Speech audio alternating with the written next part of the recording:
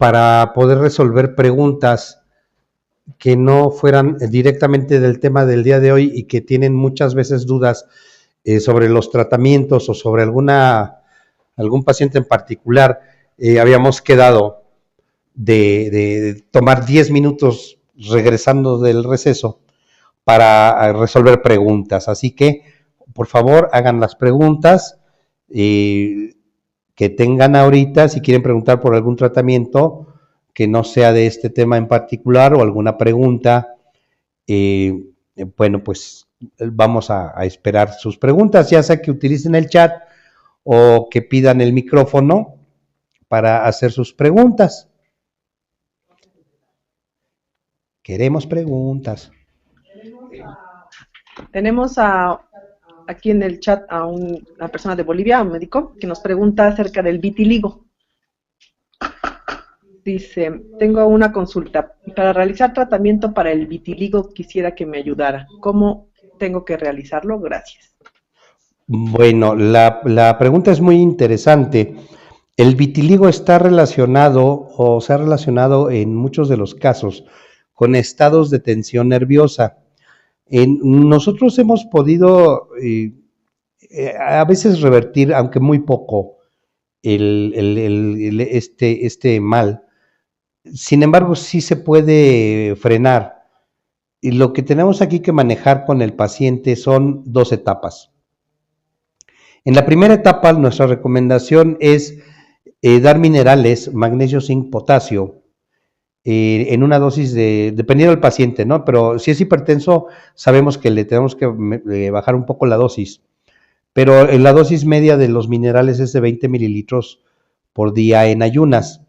Es importante también apoyar con el ácido pantoténico en dosis de 500 miligramos a 1 gramo.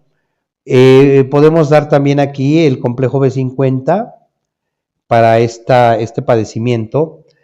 Y algo muy importante, tenemos que apoyar también con vitamina A y vitamina D. Esa sería la primera etapa. En una segunda etapa vamos a apoyar con un grupo de aminoácidos.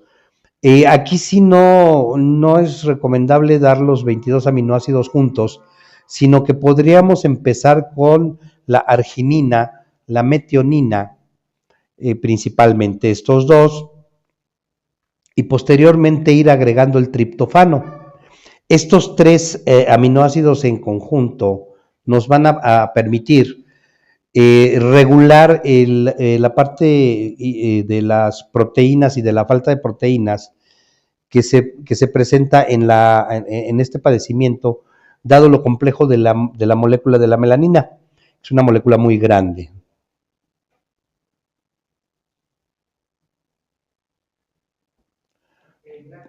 Y Rosa Beatriz nos dice que si puedo repetir suplementos para la creatinasa. Bueno, todavía no hablábamos en sí de un tratamiento, Rosa Beatriz, pero sí, la suplementación que para apoyar la polimiositosis y la dermatomiositis van a ser básicamente los antioxidantes. El grupo de antioxidantes aquí importantes van a ser la vitamina C, la vitamina E, y también es muy recomendable la vitamina A. Vamos a dar también pantoténico, que serían los suplementos que van a ir directamente a estos casos. Es muy recomendable también utilizar los minerales para hacer una depuración del aparato digestivo. Acuérdense que el aparato digestivo va a ser muy importante para que podamos suplementar correctamente a nuestros pacientes. También aquí puede ser muy recomendable desintoxicar el hígado con la colina y el inositol. Sigan preguntando, por favor.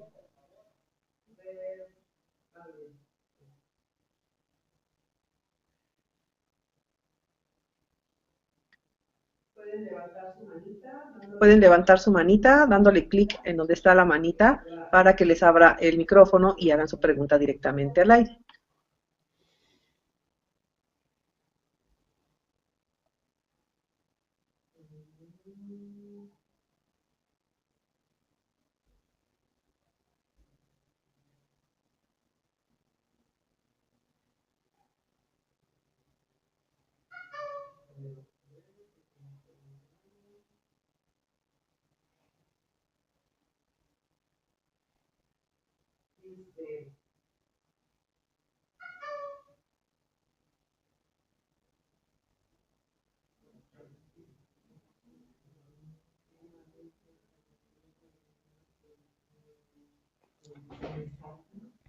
¿Cómo?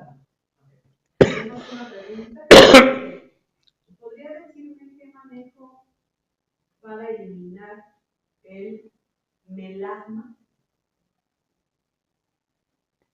Desde el punto de vista ortomolecular, ¿verdad? Evidentemente. Sí. Ahí es bien importante hacer una depuración primero. Este padecimiento, por sus características, sí es muy recomendable hacer primero la depuración eh, y desintoxicación.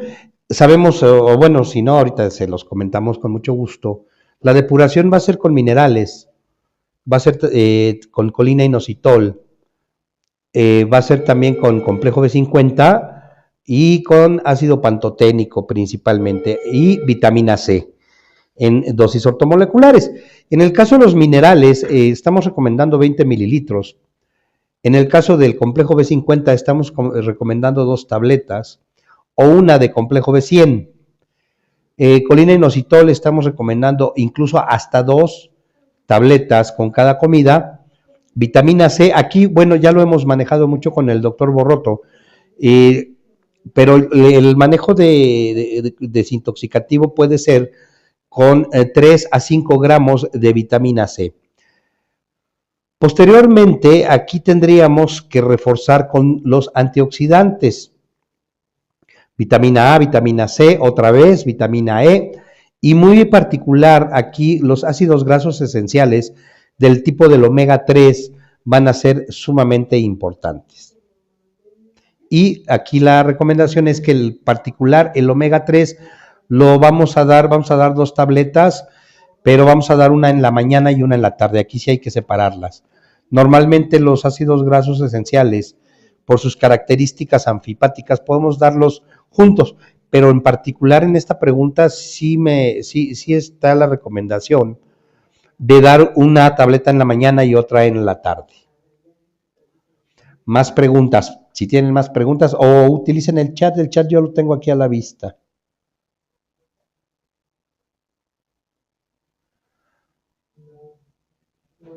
Ella grabó varios de los seminarios, pero ella ya no grabó. No.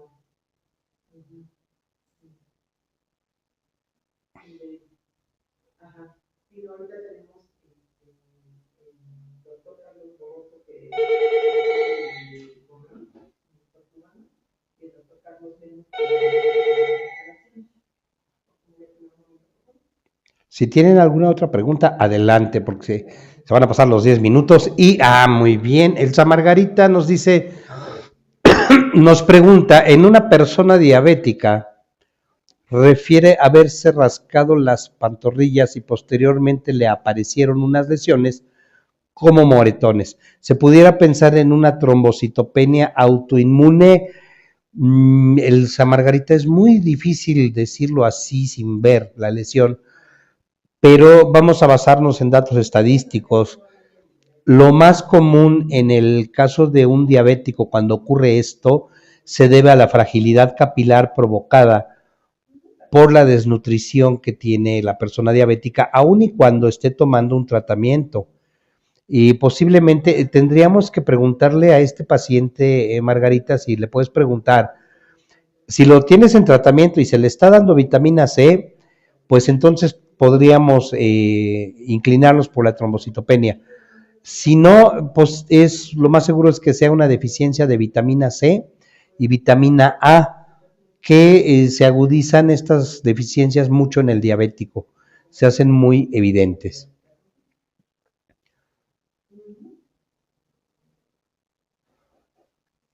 Bien, más preguntas, aprovechemos el tiempo de preguntas antes de seguir con nuestro tema.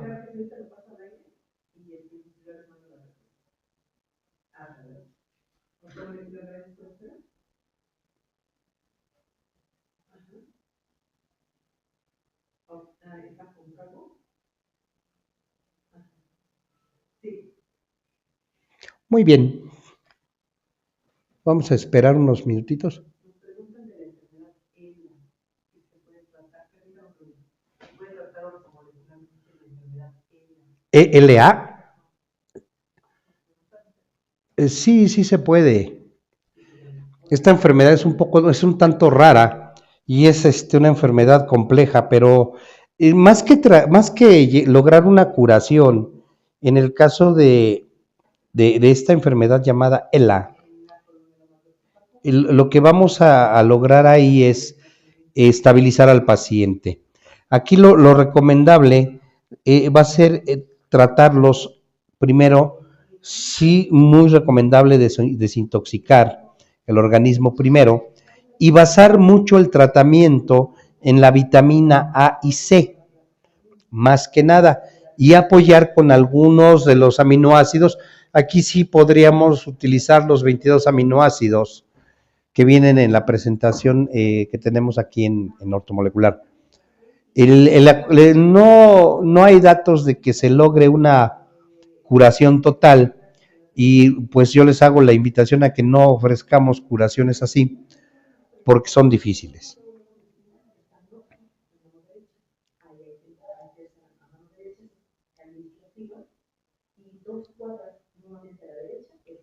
Seguimos con las preguntas.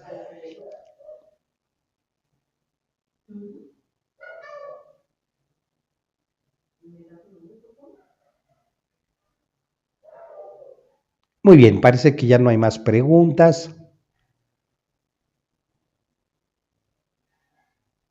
Vamos a tratar de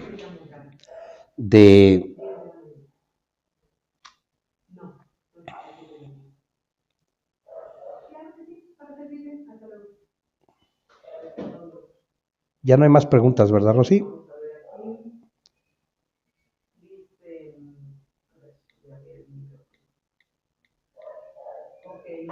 Ok, nos dicen, ¿cuál sería su sugerencia en el apoyo al tratamiento del accidente vascular cerebral?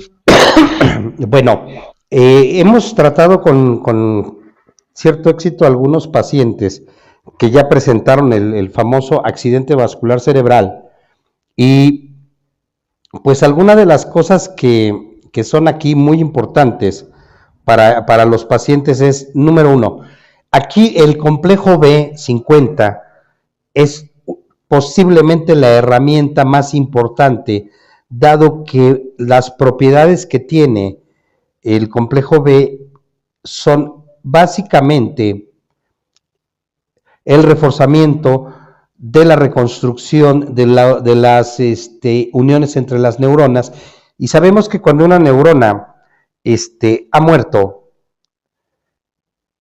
las neuronas que están en forma lateral o a los lados suplen las funciones y tienen que interconectarse con las demás neuronas. A esto vamos a ayudar con el complejo B. Otra de las grandes ayudas que vamos a proporcionar para el accidente vascular cerebral es la niacina. La niacina es muy importante porque al ser un vasodilatador periférico, quiero aclararlo muy bien, la niacina no tiene ningún efecto en los grandes vasos como la aorta, como la arteria pulmonar, Entonces, pero a nivel periférico sí tiene un valor muy importante. Entonces, al tener esta posibilidad, lo que vamos a hacer nosotros es ofrecerle al paciente también 2 aminoácidos muy importantes porque van a estimular la formación de los oligodendrocitos, que son unas estructuras en el sistema nervioso que van a propiciar las uniones de estos axones. Y estos aminoácidos son, si quieren tomar nota porque son muy importantes, la arginina y la metionina. Esa sería una base importante de tratamiento, arginina, metionina y B50. Desde luego el magnesio, zinc y potasio también nos van a ayudar muchísimo en este trastorno, en este problema de accidente vascular cerebral. Desde luego, el utilizar la vitamina B1, aunque en el complejo B50 la tenemos, yo recomiendo también dar aparte una dosis mayor para regenerar toda la mielina, que es el aislante de las neuronas, y que el paciente no esté teniendo esa forma errática de viajar que tiene el impulso eléctrico cuando el aislante de las neuronas se ha perdido. No sé si eso contestó a su pregunta. ¿No hay más preguntas? Ah, están escritos. Perfecto.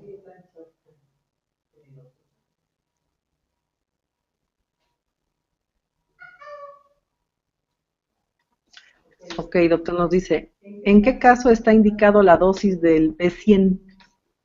Bueno, en casos en que queramos simplificar también un poco el esfuerzo del paciente por estar tomando complejo B, perdón, cuando tenemos que dar posiblemente de 4 a 6 tabletas de B50, podemos simplificarlo y dar 2 o 3 tabletas durante el día. Ahí es donde el paciente va a poder tener una ganancia. También en enfermedades de alta gravedad y que requerimos que el paciente se levante rápidamente o tenga energía rápidamente, podemos usar la B100, aunque demos solamente 2 cápsulas al día, pero estamos dando una dosis muy fuerte de entrada. Y de esa manera vamos a apoyar al paciente para que el efecto sea inmediato. Obviamente, recuerden que con el complejo B ortomolecular, tanto B50 como B100, vamos a encontrar que el paciente se le oscurece un poquito la orina. Debemos de avisarle al paciente para que no se asuste y no piense que se le está afectando el riñón, obviamente. No olviden darle esa indicación al paciente, igual que con la niacina, que hablábamos de esa reacción que se tiene de rash y de calor. También hay que notificarle al paciente antes de que ellos nos llamen espantados para decirles, oiga, ¿qué nos dio? ¿O qué me dio que me estoy poniendo así y asado? ¿Más preguntas? Ok, doctor, está escribiendo la misma persona, vamos a esperar a ver qué nos dice.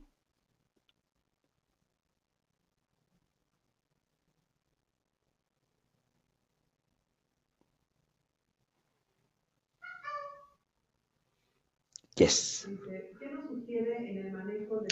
Dice, ¿qué nos sugiere en el manejo del trastorno del déficit? ¿Del déficit de atención?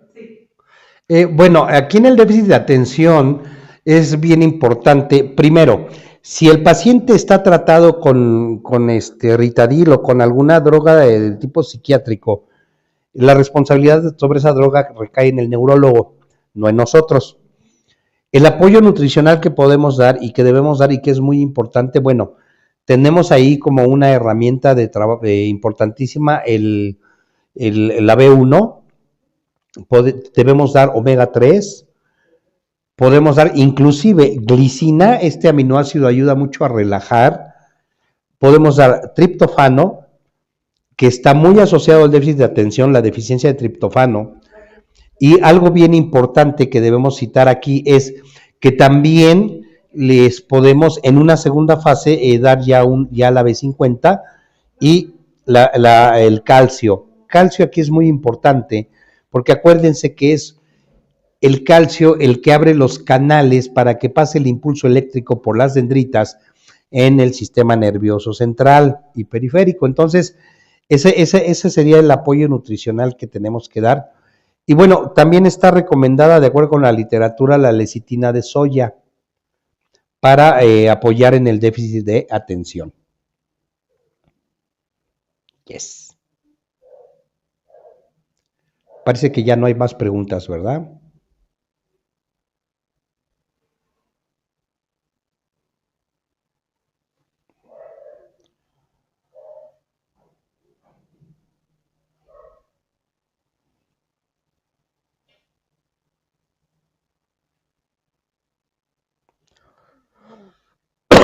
Bien, pues vamos a seguir con nuestro tema del día de hoy, que espero les esté siendo interesante y sobre todo que les sea de utilidad,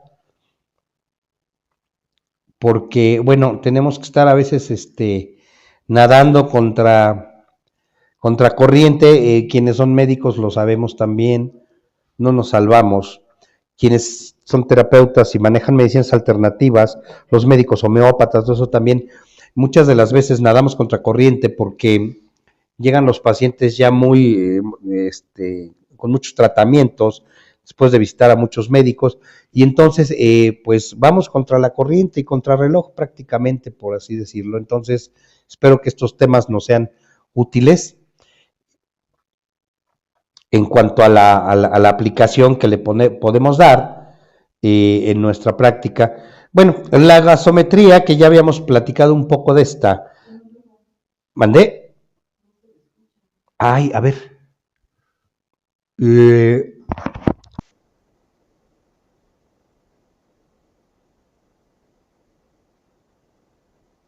¿Ya se me escucha?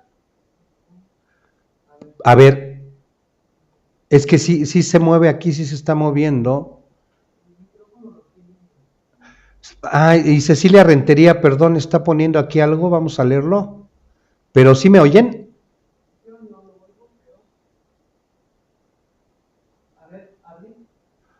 Dice Cecilia Rentería, quiere comentar sobre el déficit de atención. Algunas veces puede ser causado por parásitos y han sido mal diagnosticados por déficit de atención. Sí, aquí con el déficit de atención hay dos cosas importantes. Están asociadas las amibas, las giardias, y pareciera ser que algún tipo de gusano en el déficit de atención junto con la cándida. ¿Por qué? Porque nos intoxica la sangre todos estos bichos, sus productos de desecho nos van intoxicando, esto es muy acertado. Y sí, hay varios reportes en las revistas de nutrición especializadas y en alguna revista de Clinicals of North America que leí en el año pasado, se hacía un reporte detallado y había una relación muy directa entre los niños parasitados y el índice de déficit de atención en niños que no habían sido desparasitados y niños que estaban siendo desparasitados, como siempre lo recomendamos, cada 6 meses. Ese es un buen, gracias Cecilia, dice Cecilia que sí escuchan. Bueno, me estaba yo espantando porque si no me escuchan entonces, nos van a abandonar. Muy bien, hablábamos ya de la gasometría y entre otros gases que se miden, el oxígeno y el CO2, también se mide el bicarbonato disueltos y esto nos da el grado de acidez de la sangre. Puede realizarse desde luego en sangre venosa junto con el resto de los análisis que se extraen por la vía venosa. Recuerden que cuando le extraen sangre al paciente que es enviado a los análisis, realmente lo que se retira es sangre venosa.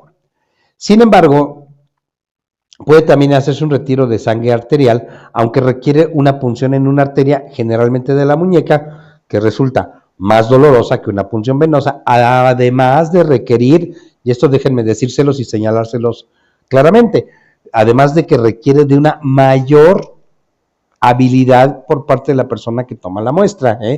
Estas arterias generalmente están más profundas y hay que tener una muy buena habilidad y mucha práctica. La gasometría arterial da más información que la venosa, desde luego, pues la concentración de oxígeno y dióxido de carbono que hay en ella es la que tiene la sangre después de pasar por los pulmones y nos puede revelar muchas cosas. Si lo que se quiere es conocer solamente el pH y el bicarbonato, es suficiente con la venosa, cuya extracción, decíamos, es menos dolorosa. Aquí tenemos unos valores normales de algunos de los componentes que se pueden encontrar.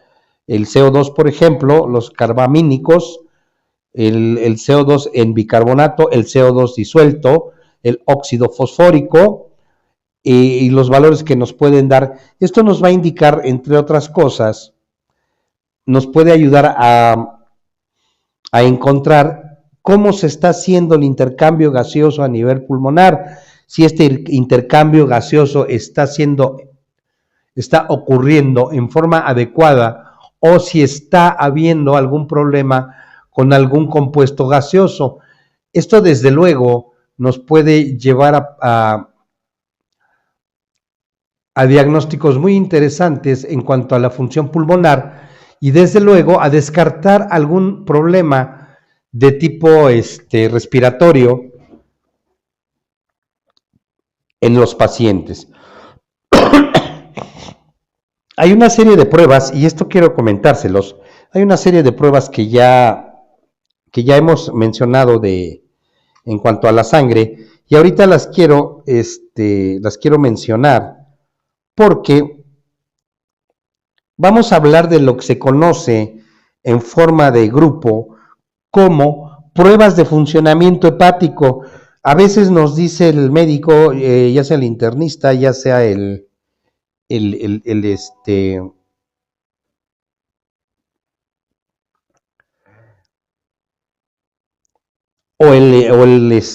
gastroenterólogo, nos piden muchas veces la determinación de función hepática, y a veces pensamos que es una prueba aislada. No, no es una prueba aislada, es una prueba o el funcionamiento hepático nos va a dar el resultado varias pruebas. Es un grupo de análisis o de pruebas que se utilizan para evaluar lesiones, inflamación e infecciones del hígado. Recuerden que el hígado puede ser inflamado, puede ser infectado y es susceptible de recibir lesiones de muchas formas. Entonces, este tipo de pruebas nos van a servir para ver cómo está el hígado. Nosotros sabemos, y a veces casi por eliminación, entre broma y broma, pero bien que le decimos al paciente que casi seguro tiene el hígado graso. Esto pues sabemos, y sí, es un hecho que muchos de las personas que tenemos una vida, sobre todo en grandes ciudades y un poco ajetreada, tendemos a desarrollar el hígado graso por los malos hábitos alimenticios y por no cubrir ciertas necesidades de nuestro organismo. Sin embargo, estas pruebas nos van a ayudar a ir dilucidando qué es lo que tiene el hígado, y si en un momento determinado algún paciente ya se hizo las pruebas, pues díganle que las quieren ver. Esto desde luego va a dar una panorámica mucho más completa de lo que está pasando con el hígado y por ende con el aparato digestivo del paciente. Una de las pruebas que se usan, la llamada ALT, es la alanina aminotransferasa. Esta enzima presente en el hígado cumple funciones en el metabolismo en particular para convertir alimentos en energía. Si el hígado se lesiona, se libera a esta enzima, LT, al torrente sanguíneo. Los niveles de ALT son particularmente elevados cuando existe una hepatitis aguda. ¿Qué nos puede ocasionar una hepatitis aguda? El virus de la hepatitis, desde luego, la hepatitis C, una obstrucción muy grave en conductos biliares, también nos puede provocar una hepatitis aguda. Las células cancerosas también nos pueden provocar una hepatitis aguda. Entonces, esta alanina aminotransferasa nos puede dar una idea de cómo está el hígado en cuanto a esta función particular de esta enzima en el hígado. Perdón. Aquí la fosfatasa alcalina, que ya habíamos hablado un poco de ella. Esta enzima se encuentra en el hígado, los huesos, en los intestinos, los riñones y otros órganos. Tanto los niños como los adolescentes tienen niveles de fosfatasa alcalina más elevados que los adultos, aun y cuando están sanos. Esto es debido al crecimiento de los huesos. Pero estos niveles de fosfatasa alcalina también pueden aumentar como consecuencia de infecciones virales, enfermedades hepáticas y el bloqueo de los conductos biliares. Entonces, aquí tenemos otro elemento para entender cómo está funcionando el hígado y presumir cómo podemos apoyar al paciente que tiene un hígado con este tipo de compromisos.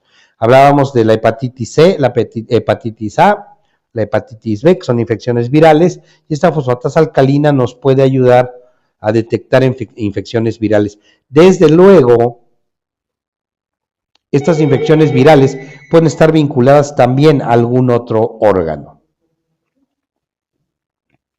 Otra de las pruebas que nos hablan del funcionamiento hepático es esta prueba, tienen unos nombres bien interesantes, de verdad, como para el olvido. Es el aspartato aminotransferasa, o AST por sus siglas. Esta enzima, que desempeña un papel en el procesamiento de proteínas, está presente en hígado, corazón, músculo y riñones. Cuando el hígado se lesiona o inflama, los niveles de aminotransferasa en la sangre suelen ser elevados. Entonces ya vamos teniendo cada vez más elementos para ir midiendo lo que está pasando con el hígado, por eso se les llaman pruebas de funcionamiento hepático a este grupo de pruebas o de análisis químicos.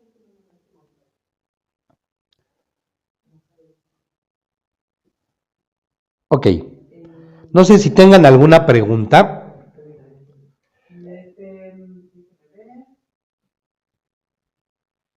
Por el momento no, vamos a ver si tenemos manitas levantadas. ¿No, doctor? Bueno, porque vamos a aprovechar también, y con esto estamos cerrando los análisis de sangre. Ahorita vamos a pasar a repasar los frotis sanguíneos, ¿no? Pero aquí estamos terminando con la química sanguínea. Vamos a repasar y ahorita algunas diapositivas para que nos quede muy claro el tema, y vamos a terminar con el día de hoy con lo que son los frotis sanguíneos, que sí quisiera revisar para qué los vamos a utilizar, y también algo muy importante con los frotis sanguíneos, que es mencionar solamente algunos detalles en cuanto a la técnica que se sigue en los famosos frotis sanguíneos. Entonces, vamos a hacer un repaso, vamos a analizar otra vez algunas de las pruebas que vimos hoy. ¿Por qué? Porque son pruebas muy importantes, y bueno, ya que tuvimos un poco más de tiempo, dado que no hubo casi preguntas, pues vamos a aprovechar esta condición. Y algo bien importante y que yo quisiera aprovechar para que ustedes puedan comentarlo, pues es volver a ver alguna de las pruebas que estamos revisando el día de hoy, porque les vuelvo a repetir, con esto cerramos las químicas sanguíneas. Nos falta el otro tema muy importante para el próximo jueves, no se lo pueden perder, que es las pruebas específicas. Ahí va pruebas específicas de laboratorio. Ahí vamos a hablar del antígeno prostático, del antígeno tumoral y de un montón de pruebas más que hay, que no son necesariamente, bueno, muchas son en la sangre y otras son de otra forma. Entonces, y con eso vamos a cerrar esta serie de análisis clínicos, de análisis de laboratorio, para que podamos avanzar en los temas que vienen para diciembre, muy interesantes. Y bien, hablábamos de los datos que nos puede dar el dióxido de carbono. Les pido una disculpa, ahí puse dióxico. Suena así como que se pegó en la boca, ¿no? Pero bueno, ahí debió decir dióxido de carbono. Decíamos que está aumentado, y no nos hagamos muchas bolas. Cuando la acidosis respiratoria compensada aumenta el dióxido de carbono, y hay a la vez una alcalosis metabólica. Y hablábamos que el estado de la respiración va a ser inverso, el contrario al del metabolismo en general. Así tenemos que cuando disminuye tenemos una acidosis metabólica y tenemos una alcalosis respiratoria. Esto por la carga iónica que se nos va dando conforme se van cambiando de pH. Hablábamos de la amilasa. Esta prueba es muy interesante y no debemos olvidarla, porque podemos valernos de ella ya más específicamente en casos de las diabetes que no ceden, o sea, no baja el azúcar bajo ninguna circunstancia. Y entonces aquí lo que podemos hacer es recomendar una amilasa para ver cómo está el páncreas. La amilasa la vamos a encontrar aumentada en las inflamaciones de páncreas, en la úlcera péptica perforada también, en el etanol, acuérdense que son los alcoholes, en la enfermedad de las parotiditis, obstrucción de ductos pancreáticos, en la enfermedad renal severa también, y en los cálculos del ducto biliar y del espasmo del ducto biliar. Ahora, esta amilasa, cuando suele disminuir, se debe a una destrucción masiva del páncreas y a una insuficiencia hepática muy, muy severa. Ya veíamos, y ahorita vamos a retomarlas, las pruebas de funcionamiento hepático nos van a dar mucho de la mano con la amilasa para ver qué es lo que está pasando. Por otro lado, los cloruros se aumentan en las diarreas prolongadas, en enfermedad tubular renal, que ya la platicábamos, en el hiperparatiroidismo y en la deshidratación. Y los vamos a encontrar disminuido en vómitos muy prolongados, en quemaduras, enfermedad renal con pérdida de sal, en el exceso de hidratación. Acuérdense que aquí vamos a mencionar otra cosa importante. Si no somos atletas de alto rendimiento, no tenemos necesidad de estar tomando Gatorade todos los días y a todas horas. La química sanguínea, otra prueba, la fosfatasa ácida, la vamos a encontrar aumentada en carcinoma de próstata, en las inflamaciones de la próstata, en enfermedades hepáticas, en condiciones hematológicas muy específicas como la hemólisis, que es la destrucción de los glóbulos rojos, trombocitopenia, trastornos mieloproliferativos, y en la enfermedad de Gaucher y en la enfermedad de Niemann-Pick. Y disminuida, cuando la fosfatasa alcalina está disminuida, no tiene realmente ningún significado clínico. En cuanto a la fosfatasa alcalina, la vamos a encontrar en la colestasis intrahepática, que es podríamos hablar ahí del hígado infiltrado por carcinoma, que es el cáncer, leucemias, tuberculosis, sarcoidosis, amiloidosis y fibrosis del hígado, que se le da el nombre específico de cirrosis. Las colestasis extrahepáticas también, que son provocadas por los cálculos biliares, y enfermedades osteoblásticas, hiperparatiroidismo secundario, tumores, embarazos, y en algunos niños y adolescentes la podemos encontrar elevada, dada la velocidad con la que a esta edad se está haciendo o fabricando la sangre. En forma disminuida es un desorden congénito muy raro que se le llama hipofosfatasemia, casi seguro que no lo vamos a encontrar. En cuanto al fósforo, vamos a encontrarlo aumentado en la insuficiencia renal, en el hipoparatiroidismo, que es el de la paratiroides, en la infancia también, por las cuestiones obvias del crecimiento, en algunas dosis excesivas de vitamina D nos puede dar elevada el fósforo, una dieta muy alta en calcio y en tumores de huesos. Lo vamos a encontrar el fósforo disminuido en el hiperparatiroidismo primario, deficiencia de vitamina D, síndrome de mala absorción, administrador parenteral de glucosa, hiperinsulinismo, sobre todo, y en la pérdida de fosfatos por la orina. Las globulinas. No sé si tengan preguntas, ¿no hay preguntas?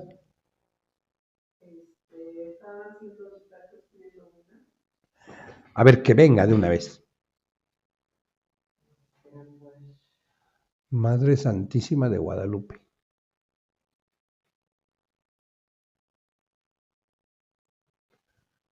Bien, mientras decíamos de las globulinas, que las vamos a encontrar aumentadas en infecciones agudas y crónicas, en enfermedades hepáticas, autoinmunes, enfermedades del colágeno, mieloma múltiple, macroglobulinemia de Waldenström y neoplasias. Se van a disminuir en las hipogamaglobulinemias y en el síndrome nefrótico. Qué interesante está esto, porque ya vamos teniendo elementos, por eso hice el repaso. Aquí tenemos enfermedades autoinmunes y hablábamos, por ejemplo, y ahorita lo vamos a volver a ver, del factor reumatoide, que es muy interesante cómo podemos amalgamar ambos resultados y estar más dentro del ámbito de un buen diagnóstico para tener un tratamiento ortomolecular, desde luego, exitoso. Hablábamos también de las streptolicinas, que es una exotoxina, y esta, sea la O o la S, nos van a dar la presencia de infecciones en un periodo de tiempo que puede ser incluso hasta de 6 meses. Cuando encontramos las streptolicinas elevadas en un paciente, quiere decir que este paciente o ha tenido infecciones continuas por bacterias de la familia de los streptococos o continuamente está siendo atacado por estas bacterias y su sistema inmunológico no está respondiendo adecuadamente. Hablábamos también de la hemoglobina glicosilada, que es una prueba que utilizamos para la diabetes, para saber si el control que realiza el paciente sobre la enfermedad ha sido bueno durante los últimos 90 a 120 días, esto quiere decir 3 o 4 meses. De hecho, el 50% del resultado depende solo de entre los 4 y 6 últimas semanas, pero podemos sacar un valor importante Dado que este tipo de la glucosa es pegajosa, entonces se adhiere a grupos de proteínas, entre las que está la hemoglobina. Esto nos va a dar el control del paciente diabético o el control que ha llevado de acuerdo al resultado que nos marque el laboratorio. Entonces decíamos que un paciente que tiene una hemoglobina glicosilada del 11 o 12% está en severas dificultades porque tiene una glucosa de 270 a 300 miligramos por decilitro. Y ya hablar de valores más altos, pues imagínense, ¿no? No sé si alguno de ustedes haya visto una hemoglobina glicosilada más elevada del 13%, pues sería bueno que nos lo comentara, porque aquí ya hablaríamos de más de 330 miligramos de azúcar por decilitro en sangre. Siempre no hubo preguntas, ¿verdad? Venga. Ok, Martina nos pregunta, si el aspartano alanino transferasa GTP es igual a 76.4 y el límite es 40 y el RDW-CB de 13.50, límite 12.50, se debe pensar que hay problema aún más cuando el paciente tiene varios síntomas. ¿Cómo puedo saber qué enfermedad presenta, ya que estos no determinan un diagnóstico? ¿Qué más estudios puedo hacer referentes al hígado? Bueno, aquí la recomendación es, primero, estas pruebas son interesantes, pero aquí la recomendación para respecto al hígado es ver las bilirrubinas, directa e indirecta, ver cómo están. Esto te ayudaría mucho al diagnóstico, a redondear ese diagnóstico. Y una prueba que, a pesar de que nos va a decir mucho más sobre el riñón, pero también nos puede decir mucho, es la depuración de creatinina. Entonces, aquí sí hay que ver las bilirrubinas. No sé, Rosy, si esta alumna estuvo hace 8 días o es de las que se acaban de incorporar. Porque si es así, si se acaba de incorporar, pues está la grabación, ¿no? De lo que vimos hace 8 días, que ahí vimos las bilirrubinas precisamente en la parte 1 de las químicas sanguíneas, pero yo te recomendaría las bilirrubinas, la directa y la indirecta. Esas ya nos van a dar un diagnóstico definitivo de lo que está pasando con el hígado, porque acuérdense que hablábamos que cuando los pigmentos empiezan a filtrarse, es que el hígado ya no está elaborando una bilis completa, no está completando la formación de bilis. Entonces, ahí podrías ya hablar de un problema hepático real. No sé si eso contestó su pregunta, espero que sí. Ok, doctor, gracias. Está escribiendo, ahorita vamos a esperar a ver qué nos dice Martina. Tenemos otra pregunta. Sí. Vengan, las preguntas son bienvenidas. ¿Qué nos dice? ¿Qué experiencia tiene en el manejo de la masopatía fibroquística? La masopatía fibroquística, quiero entender que es un padecimiento que se da en la glándula mamaria, ¿no? ¿O es mastopatía? No entiendo muy bien. Dice mastopatía fibroquística. Entonces sí estamos hablando ahí de un padecimiento en la glándula. Bueno, la experiencia ha sido bastante buena con los tratamientos ortomoleculares, particularmente con la vitamina A, D y E. También se ha utilizado con mucho éxito promotores de enzimas, promotores enzimáticos, como son algunos aminoácidos. Como no sabemos qué enzima está provocando esa fibrosis concretamente por el momento y nos urge tratar al paciente, hemos utilizado los 22 aminoácidos. También aquí es bien importante el uso del ácido pantoténico y una de las cuestiones muy importantes aquí es el selenio.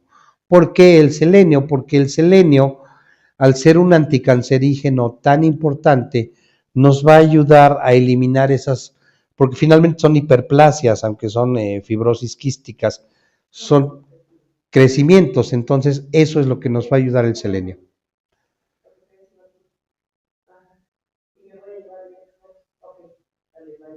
No sé si tengan otra pregunta.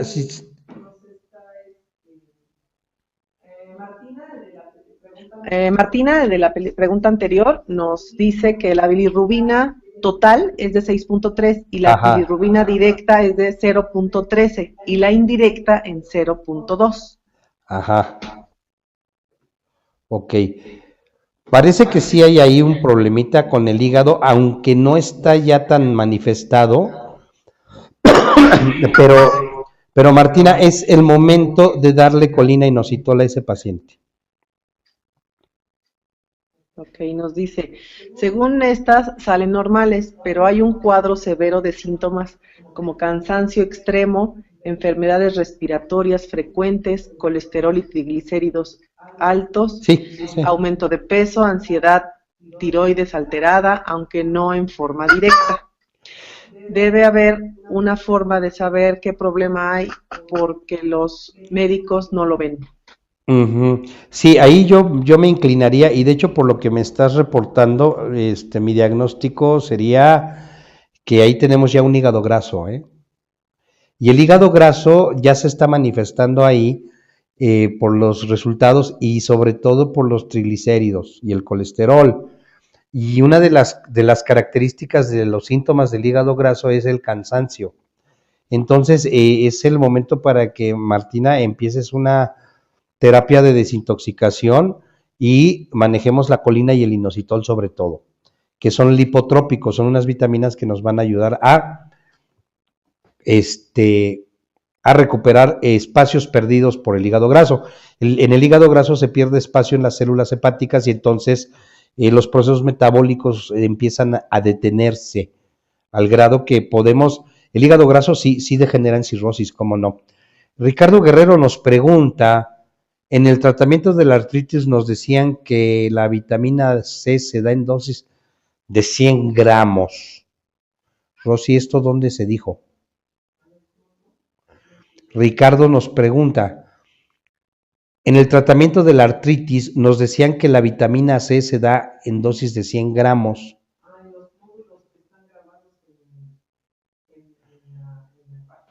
Sí, que empecé a revisar, pero no he llegado allí. Son los de esta doctora, ¿no? Ricardo, no es una dosis correcta. De hecho, hablábamos con Carlos Borroto y la tolerancia a la vitamina C que hemos detectado es de 46 gramos antes de provocar diarrea. Por un lado, por el otro, no es de 100 gramos, ¿eh? En el caso de la artritis hemos trabajado con dosis entre 5 y 9 gramos sin ningún problema, pero no 100 gramos. Perdón si hay ese dato ahí. Estamos repasando esos videos, estamos estudiándolos, vamos a ver qué hacemos con ellos. Claro, la dosis en el comercio es de 1 gramo, pues sí tendría que tomarse todo el frasco en una sola sentada. Para el hígado graso, Rosa Beatriz nos pregunta, la colina del inositol, aquí sí recomendamos de 1 a 2 tabletas antes de cada comida, dependiendo de qué tan terrible se vea la gravedad del paciente. Acuérdense que lo decimos medio en broma, pero es una realidad. Todos tenemos el hígado graso ya, dado el tipo de vida que llevamos. ¿Más preguntas hay? Sí, Martina nos dice, ¿hay forma de hacer estudios como radiografías como para confirmarlo? Ya está en tratamiento ortomolecular, pero debo demostrar a los médicos que existe una disfunción porque ellos lo tratan como ansiedad solamente o depresión y no estoy de acuerdo con eso debido a que los síntomas son marcados. Bueno, Martina, como ya te vas a pelear, te vamos a dar los elementos. Mira, te vamos a recomendar un ultrasonido y que el ultrasonografista, eso ellos ya lo deben de saber hacer. El ultrasonografista debe checar los bordes de los lóbulos del hígado. Cuando los bordes de los lóbulos pierden esa forma como de una olita suavecita, es que el hígado está inflamado. Cuando hay un hígado inflamado, hay un hígado alterado y entonces esto sería lo que lo que en un momento dado te valdría para que este diagnóstico fuera en un momento dado cambiado. Entonces, aquí no es la radiografía, sino un ultrasonido hepático. A ver cómo se encuentran los bordes del hígado. Ok, gracias. Tenemos otra pregunta en el chat que nos dicen, ¿podría orientarme por qué se suspenden las oleaginosas en el caso de la mastopatía fibroquística si consideramos que son aportaciones de vitamina E, omega 6 y magnesio con función antiinflamatoria? Bueno, la suspensión no sé quién la propone. Si la propone el médico tratante y no conoce la medicina ortomolecular, tiene cierta lógica. Tiene la lógica que utilizan ellos porque cualquier tipo de suplemento pudiera afectar el proceso de curación que están utilizando ellos. Ahora, en cuanto al omega 6, pues yo no suspendo tanto las oleaginosas, sino lo que hacemos es mediar el omega 6, porque el omega 6 es un potenciador de prostaglandinas porque es un leucotrieno, es un prostanoide. Entonces, aquí lo ideal sería poder darle a la paciente el omega 3. No sé por qué se están suspendiendo las oleaginosas.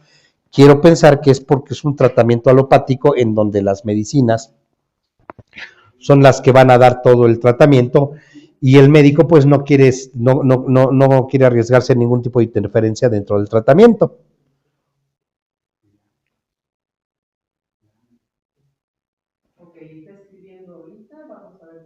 Ok, está escribiendo ahorita, vamos a ver qué nos dice. Martina le agradece mucho la consulta que le dio. No estamos para servirte, Martina. Y suerte, con eso.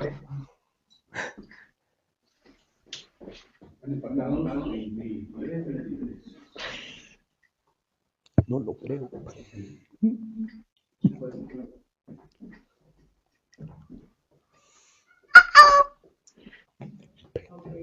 Ok, nos dice, estoy de acuerdo totalmente. Su comentario me refuerza para seguir usándola en el plan nutricional. Claro, es lo más seguro que haya ocurrido con el paciente. Lo quieren alejar de la buena nutrición. Bueno, ¿ya no hay más preguntas? Bien, vamos a continuar donde estábamos y vamos a mencionar ya nuestra proteína C reactiva, que nos habla de la cantidad de inflamación presente en el organismo. Esta prueba es bien interesante. Cuando la aplicamos, vamos a encontrar una serie de trastornos en los pacientes que nos van a decir, mira, tenía yo razón. El factor reumatoide, ya aclaramos el punto de que es una prueba serológica inmunológica y es un 70-80% positiva en personas con artritis reumatoide. Esto lo veíamos. Ahora, también hablábamos de los anticuerpos antinucleares, que son bien importantes para los casos de lupus, aunque no siempre se van a presentar títulos elevados por el caso del lupus, o sea, no debemos espantar al paciente y hacíamos énfasis en esto. Aunque cerca de un 95% de los pacientes con lupus dan un AAN positivo. También significa que pudo haber sido inducido por medicamentos y la esclerodermia también nos va a dar estos títulos. El antipéptido cíclico citrulinado, esta prueba que sirve para confirmar el diagnóstico de artritis reumatoide, este anticuerpo frecuentemente se analiza en combinación con el factor reumatoide, no lo olviden, hay que combinarlos para poder diagnosticar correctamente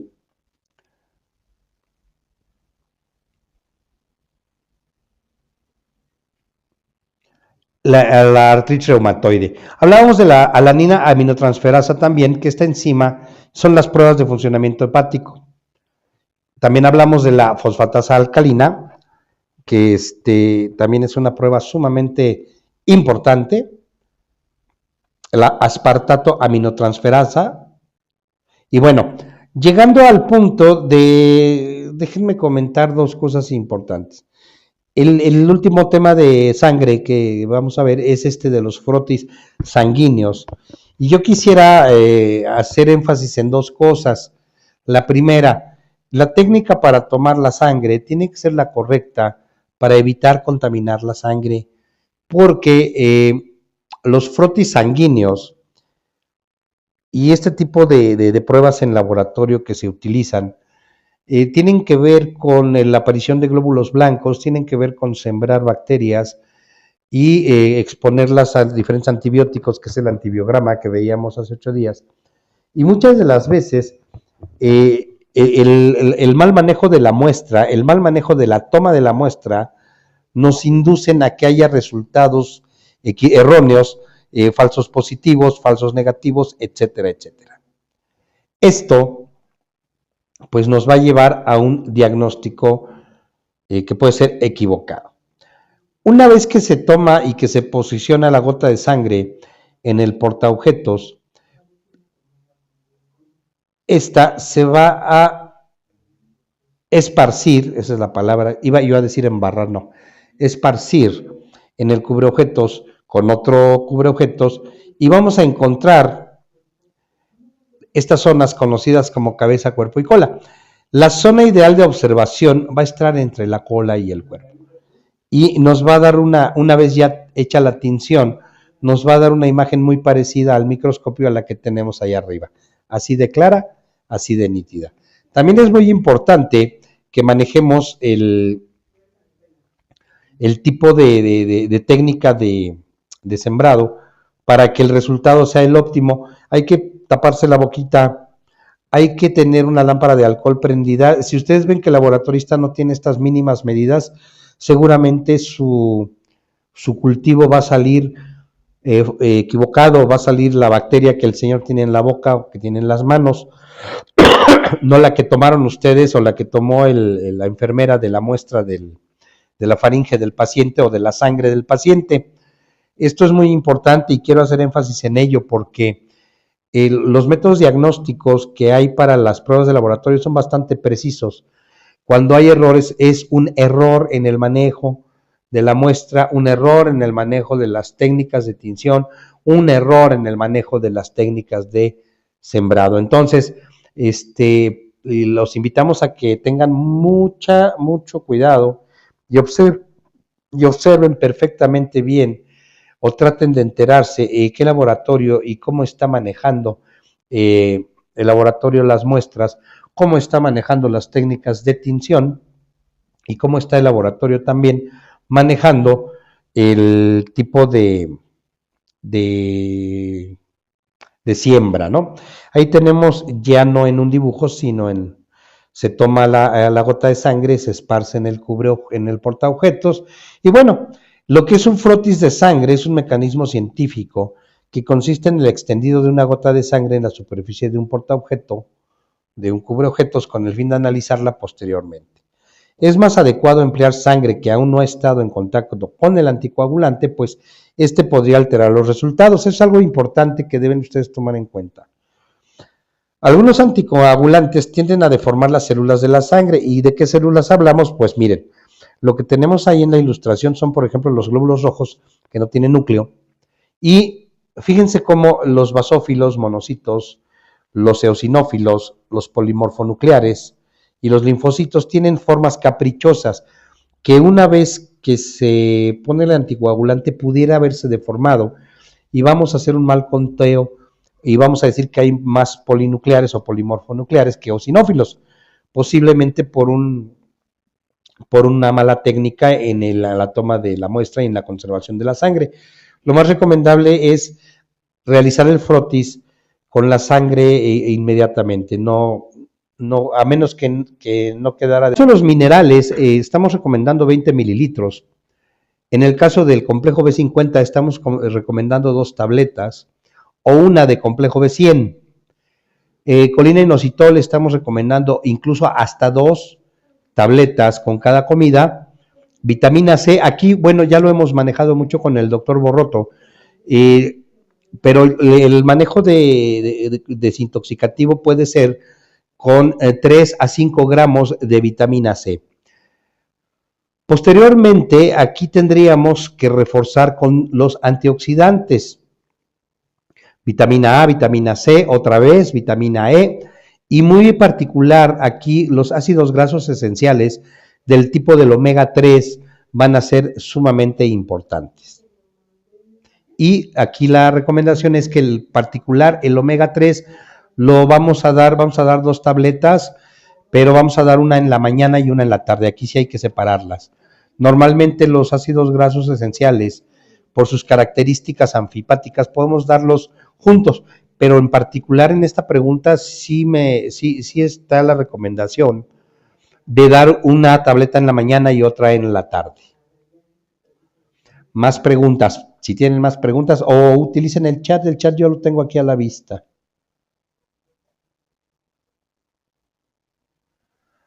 No, ella grabó varios de los seminarios, pero ella ya no daba. No. Ujú. Ajá.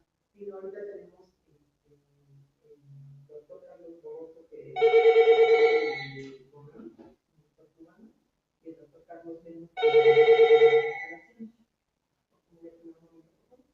Si tienen alguna otra pregunta, adelante, porque se van a pasar los 10 minutos. Y, muy bien, Elsa Margarita nos dice, nos pregunta, en una persona diabética, refiere haberse rascado las pantorrillas y posteriormente le aparecieron unas lesiones como moretones. ¿Se pudiera pensar en una trombocitopenia autoinmune? Elsa Margarita, es muy difícil decirlo así sin ver la lesión, pero vamos a basarnos en datos estadísticos. Lo más común en el caso de un diabético cuando ocurre esto se debe a la fragilidad capilar provocada por la desnutrición que tiene la persona diabética, aun y cuando esté tomando un tratamiento. Y posiblemente tendríamos que preguntarle a este paciente, Margarita, si le puedes preguntar, si lo tienes en tratamiento y se le está dando vitamina C, pues entonces podríamos inclinarnos por la trombocitopenia. Si no, pues lo más seguro es que sea una deficiencia de vitamina C y vitamina A, que se agudizan estas deficiencias mucho en el diabético, se hacen muy evidentes.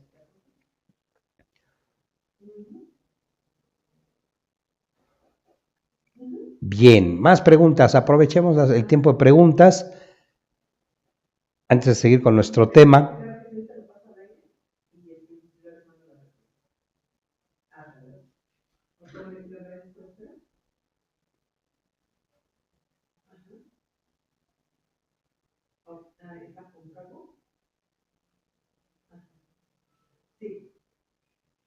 Muy bien, vamos a esperar unos minutitos.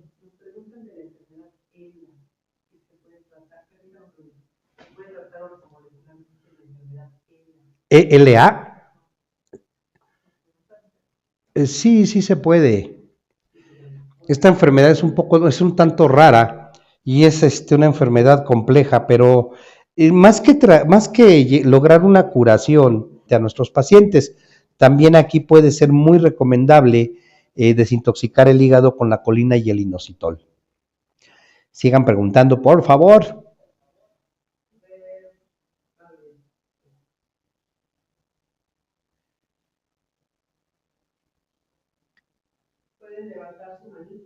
Pueden levantar su manita dándole clic en donde está la manita para que les abra el micrófono y hagan su pregunta directamente al aire.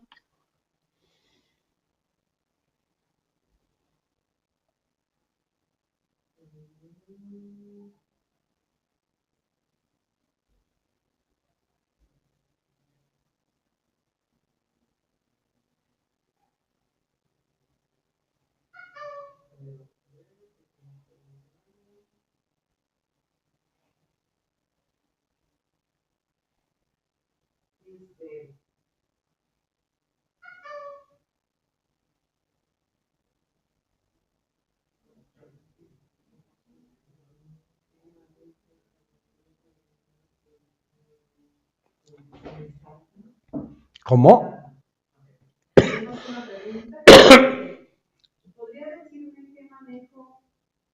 para eliminar el melasma? Desde el punto de vista ortomolecular, ¿verdad? Evidentemente. Sí. Ahí es bien importante hacer una depuración primero. Este padecimiento, por sus características, sí es muy recomendable hacer primero la depuración y desintoxicación.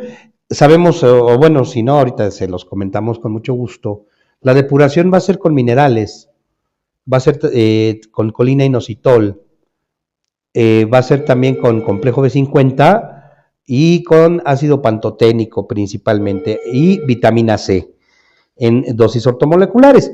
En el caso, para poder resolver preguntas que no fueran directamente del tema del día de hoy y que tienen muchas veces dudas sobre los tratamientos o sobre algún paciente en particular, habíamos quedado de tomar 10 minutos regresando del receso para resolver preguntas. Así que, por favor, hagan las preguntas que tengan ahorita, si quieren preguntar por algún tratamiento que no sea de este tema en particular o alguna pregunta, bueno, pues vamos a esperar sus preguntas, ya sea que utilicen el chat o que pidan el micrófono para hacer sus preguntas.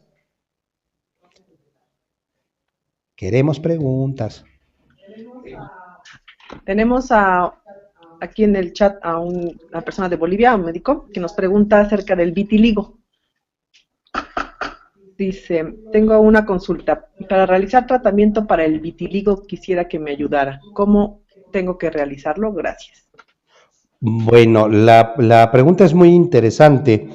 El vitiligo está relacionado o se ha relacionado en muchos de los casos con estados de tensión nerviosa. Nosotros hemos podido a veces revertir, aunque muy poco, este mal.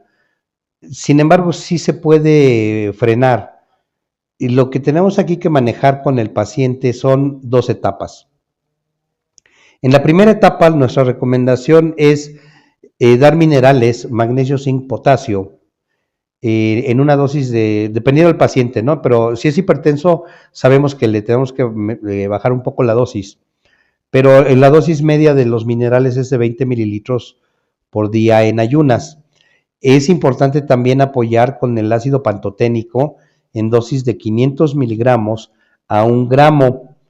Podemos dar también aquí el complejo B50 para este padecimiento. Y algo muy importante, tenemos que apoyar también con vitamina A y vitamina D. Esa sería la primera etapa. En una segunda etapa vamos a apoyar con un grupo de aminoácidos.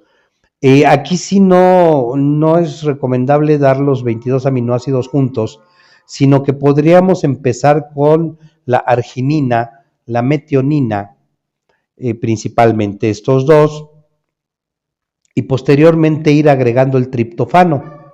Estos tres aminoácidos en conjunto nos van a permitir regular la parte de las proteínas y de la falta de proteínas que se presenta en este padecimiento, dado lo complejo de la molécula de la melanina. Es una molécula muy grande.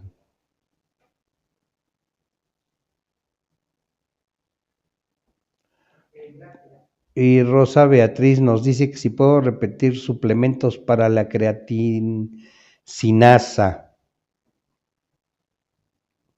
Bueno, todavía no hablábamos en sí de un tratamiento, Rosa Beatriz, pero sí, la suplementación que vamos para apoyar la polimiositosis y la dermatomiositis van a ser básicamente los antioxidantes. El grupo de antioxidantes aquí importantes van a ser la vitamina C, la vitamina E, también es muy recomendable la vitamina A.